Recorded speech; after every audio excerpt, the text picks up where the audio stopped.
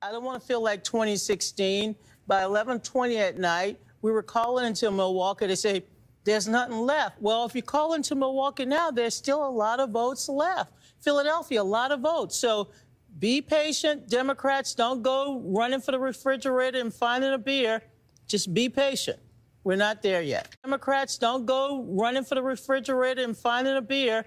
Donna Brazil asking the country to be patient tonight. I would rather be Kamala Harris. I would rather be Kamala Harris. Look, you know the state better than I know it, but I also know how difficult it is to get all of the votes counted in Milwaukee.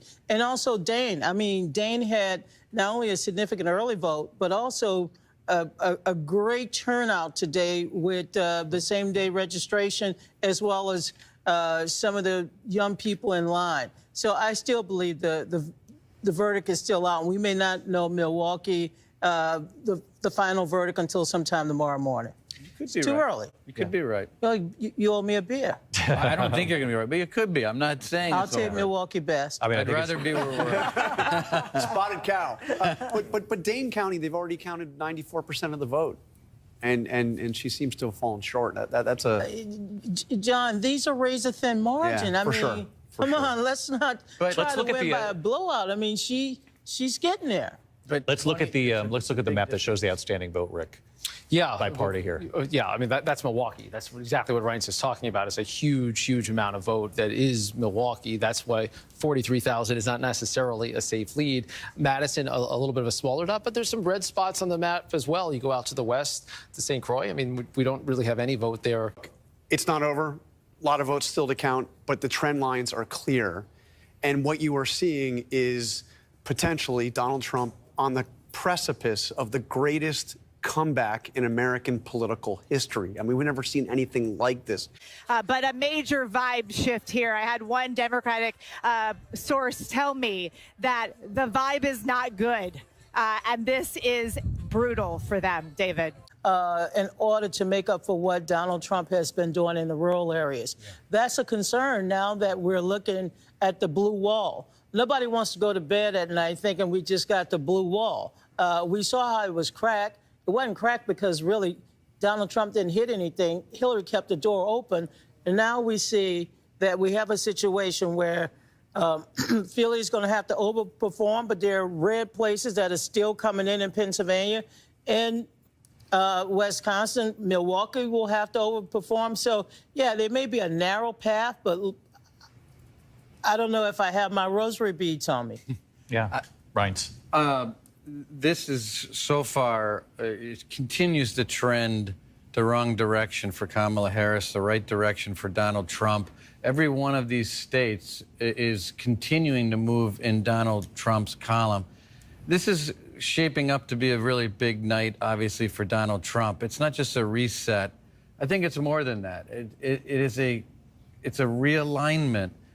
You know, some of it's economic, some of it's cultural, and people are making a conscious decision in this country to say, I've had enough of this stuff that I'm hearing from this other side of the aisle, and they're completely repudiating it and going the other direction. The fact that Kamala Harris is going home tonight, I think, is amateur hour.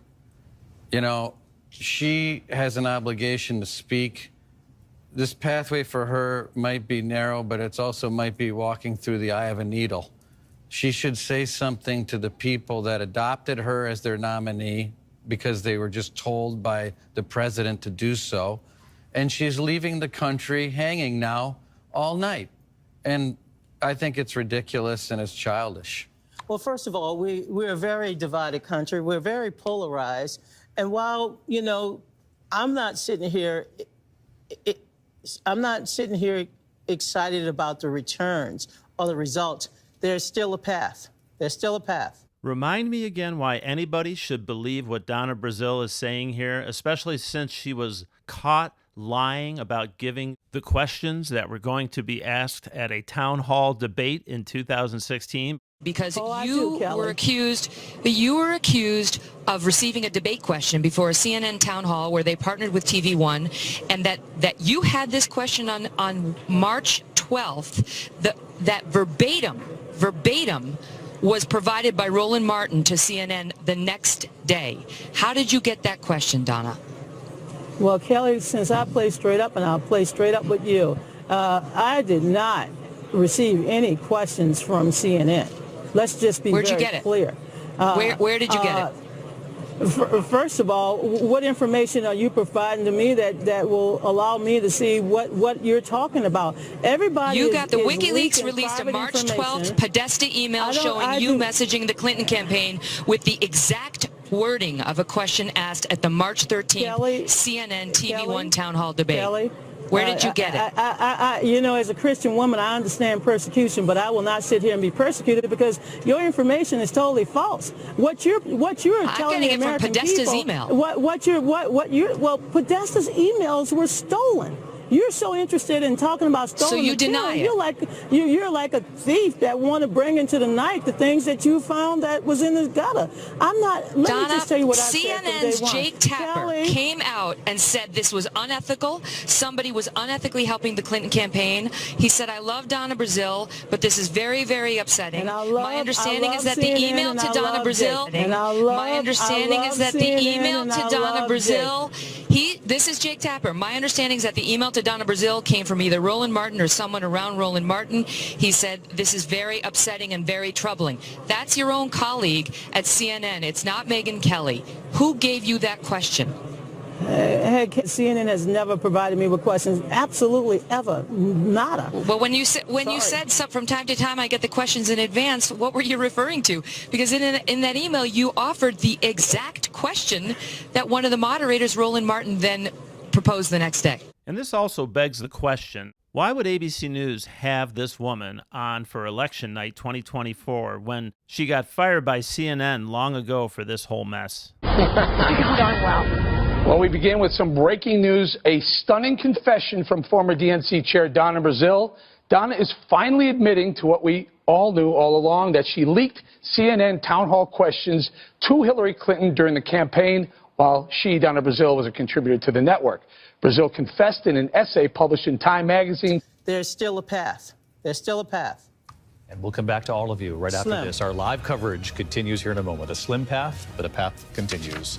Election night continues here in a moment, too. Democratic officials are sounding very glum at this hour. So there's some drop-off there that Democrats will have to assess as well. Her running mates, the governor of Minnesota, how in the hell have they not called Minnesota when her running mate is the sitting governor of a blue state? I mean, that's extraordinary, and it also calls into question the whole choice of Tim Walz. Well, if he can't, if the sitting governor of a state that is traditionally blue has her sitting at 50.6%, I mean, he should have never left the State House. Well, there are going to be a lot of questions about whether Josh Shapiro in Pennsylvania might have been a better choice for VP pick, just based on numbers and the importance of the Keystone State. Not for me to debate, but by myself up here, but it will be a question that Politico's ask in the days ahead if Donald Trump is reelected here. Cheering very loudly. That's because some other networks have projected the race for Donald Trump. Of course, we are still waiting on a few states to come through, but this is the cheering that we're hearing in the crowd. Vision we are now getting from this election. You know, elections tell you a lot about what the country stands for and what the country wants, and it is just such a drastically different vision from the one that Kamala Harris was outlining. Donna Brazil, what do you think the Democratic Party takes from this evening, and are, you know, always postmortems? You've been part of those. You've been part of victories along the way, too. Where does the postmortem begin here? Well, and just sitting here over the last 3 hours, and I've been in this game now for 40 years. I know I don't look a day past 18, but that's because I like to go out when I leave here. Look, winning Illinois 51-47, Joe Biden carried it by 57 points. The fact that we just called New Jersey, we just called Minnesota. I mean, you got to sit here and wonder. The underperformance of key Democratic constituencies, voters, the inability to expand the electorate, significant headwinds on right track, wrong track, the economy that is the envy of the world, according to the Wall Street Journal. But, of course, your next-door neighbor is struggling. So there's a lot to take away, and there's a lot to learn. We will figure out how to heal the party, but also how to rebuild the party. I think he's going to have a lot of power. And also, it's not just Donald Trump and the Republicans. The MAGA base is a movement. And we have to come to terms with the fact that it's a movement. And it's an enduring movement. I mean, it's the better part of a decade. And it's grown, and they did very well. They exceeded benchmarks that the 538 team came up with for each candidate tonight. We're going to take a break. It's going to take a while to figure out, what happened. We will figure out how to heal the party, but also how to rebuild the party.